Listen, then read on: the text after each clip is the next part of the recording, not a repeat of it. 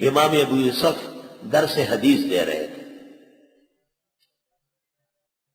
حاضرین میں سے ایک نے کہا رسول اللہ صلی اللہ علیہ وسلم نے ٹوپی اوڑھی ہے؟ حضرت نے کہا ٹوپی اوڑھی. آپ کی ٹوپی کس رنگ کی تھی؟ کہا اکثر سفید ہوتی تھی. کہا آپ کی ٹوپی لاتیہ تھی سر سے ملی ہوئی یا ناشزہ تھی اٹھی ہوئی؟ امام ابو یوسف نے کہا حضرت کی ٹوپی اکثر لاتیہ ہوتی تھی سر سے جڑی ہوئی.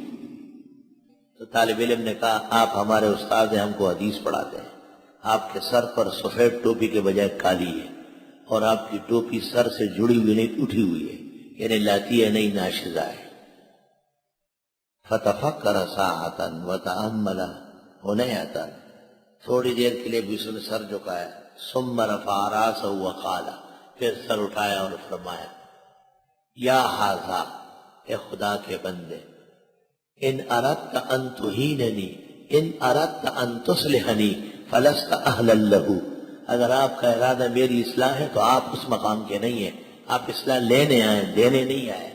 وَإِنْ أَرَدْتَ أَن تُهِينَنِي فَلَا تَمُوتُ إِلَّا كَافِرًا، اور اگر مقصد میری توہین تھی تو کافر مرو گے.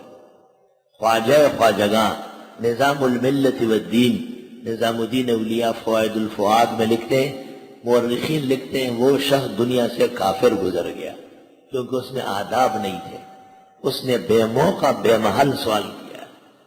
علم تو کیا ایمان چلا گیا، ایمان ہی سلب ہو گیا ہے. محدثین کہتے ہیں ایک سوال ہے تطلباً، سمجھنے کے لیے طلب سے، دوسرا سوال ہوتا ہے تعنتاً، چھیڑ خانی کے لیے. مولانا اشرف علی صاحب کی خدمت میں ایک شخص آیا تھا، حضرت دعا فرمایا خدا بیٹا دے. آمین. حضرت دعا فرمایا آمین. ایک دن حضرت نے کہا شادی ہوئی ہے؟ کہنے لگا کیوں شادی کے بغیر خدا بیٹا نہیں دے سکتا؟ حضرت نے کہا دے تو سکتا ہے مگر ساری تکلیف اکیلے تجھے اٹھانی ہوگی. ایسے کم عقل بھی دنیا میں ہوتے ہیں. ایک شخص نے پوچھا حضرت والا کو اور علماء کو کتے سے بڑی نفرت ہوتی ہے، ہمیں تو کوئی نفرت نہیں. حضرت نے فرمایا تجھ میں اور کتے میں فاصلہ کم ہو چکا ہے، مجانست پیدا ہو گئی.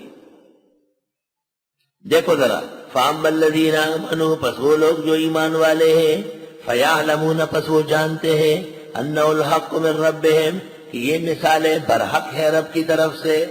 حق کے تین مطلب ہوتے ہیں. الحق ما یثبت الحق، جو حق کو ثابت کر. الحق ما یعرف به الحق، جس سے حق پہچانا جائے. الحق ما یبطل به الباطل، جس کے ذریعے باطل کی سرکوبی ہو جائے. اور حق کا اطلاق تین جگہ ہے خداوند تعالیٰ پر، ذالک بأن اللہ هو الحق، قرآن کریم پر اور دین کی ہر ادا اور دلیل پر. اور حق کے تین حق ہیں، معرفت، استقامت، نفی، مخالفت. پہچاننا، جم کے رہنا، اس کے مخالفین سے بچ کے رہنا، ان کی عمر پر